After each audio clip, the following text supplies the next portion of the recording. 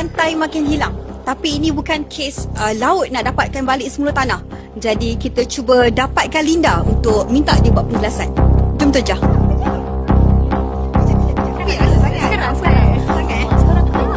Petra berada di Kuala Nerus, Terengganu.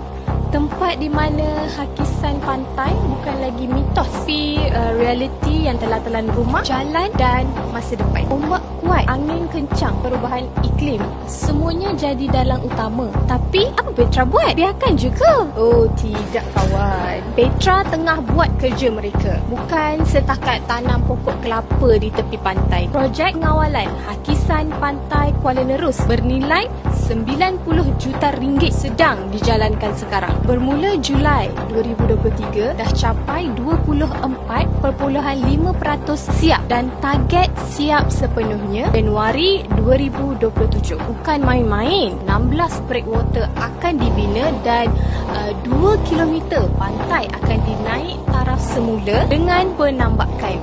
Bukan hiasan ya, tapi direka untuk serap tenaga ombak dan halang hakisan semakin parah. Ini bukan soal pasir semata-mata. Ini soal rumah kita, sekolah anak kita dan keselamatan orang kampung. Kalau dibiarkan, Kuala Nerus bukan sahaja semakin terhakis, tapi boleh hilang dari peta. Projek macam ni bukan nak glamour, tapi penting untuk kelangsungan hidup kita. Melindungi pantai, menyelamatkan masa depan.